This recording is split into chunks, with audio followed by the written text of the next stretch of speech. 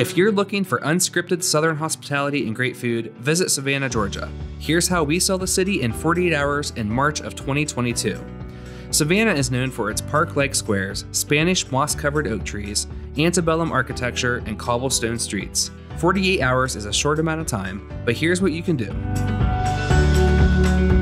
Make your way to Jones Street to Mrs. Wilke's dining room. This was our very first stop we made, and it set the bar high for the entire trip. Mrs. Wilke's is a 10 out of 10 for things you must do. You'll enjoy a family-style meal with every side you can want while building camaraderie with others while waiting in line. During our first visit, it was $30 per meal, cash only, but worth every cent. Next, we made our way back through the city towards River Street. But first, we stopped in Paris Market and Cafe for a macaron and to shop around.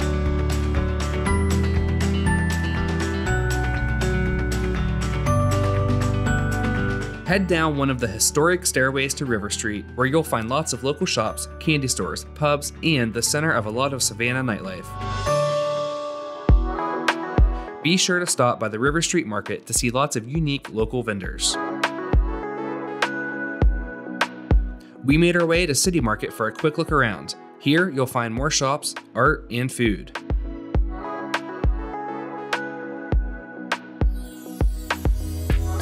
From there, we took in the beauty of the city square by square, literally. There are 22 beautiful squares, each as charming as the next. The squares are laid out along 5 historic streets, and you can make it to all of them within about an hour at a fairly brisk pace. Chippewa Square is famous for its scene from Forrest Gump. However, the park bench isn't there, as it was only a prop brought in for the movie.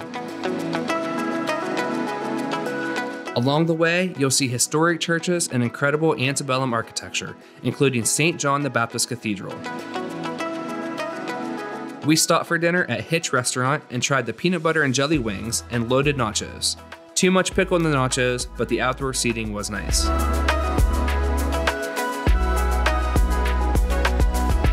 We were right next to our hotel, the DeSoto, which is a must-stay in Savannah. It's the perfect location in downtown, close to almost everything, with spacious rooms, updated bathrooms, and for a little bit more, you can get a room with a balcony view.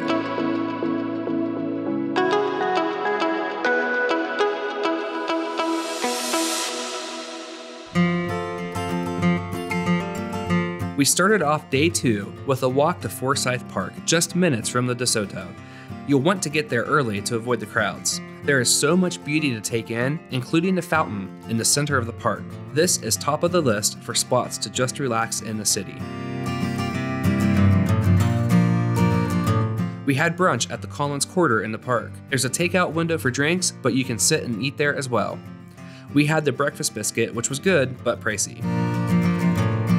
We made our way back to the DeSoto and valeted the car and drove to Wormsloe Historic Site. Getting the perfect picture is hard because of all the cars, so it's best to come here early as well. Purchase tickets upon entering the main gates, then drive 1.5 miles to the visitor center. There's an easy hike under a mile, or you could do a longer 3-mile hike to some of the sites that are here.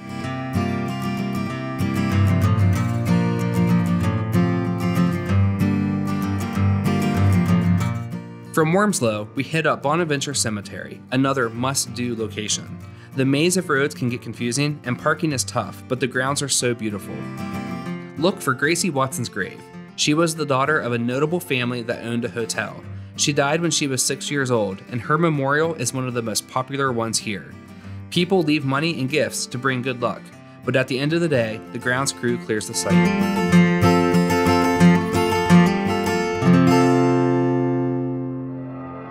We then made our way to Tybee Island, which includes a North Beach and South Beach. This is a great place if you like beaches, but nothing stood out as too spectacular to us.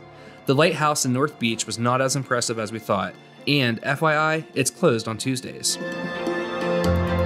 We went back to downtown and then took a quick walk to dinner at Savannah Smokehouse Barbecue and Brew on State Street. Pulled pork was great and really good sweet tea. The place has a great aesthetic too. You gotta have dessert, so we went to Leopold's Ice Cream.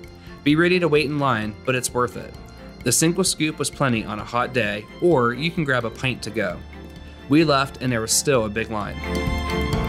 It's worth noting that Savannah College of Art and Design is a major part of Savannah. so you'll see a lot of SCAD buildings and students adding to the culture of the city.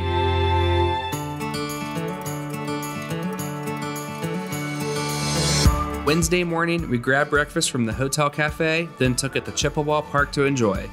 Then we took a stroll to Forsythe Park one more time because we loved it that much and we wanted to see a little bit more of the town just to take in the beauty one last time. It had just rained this morning, so everything was saturated and gorgeous. So there you have it, Savannah in 48 hours. And within just 48 hours, Savannah made its way to my #1 favorite city I've visited so far.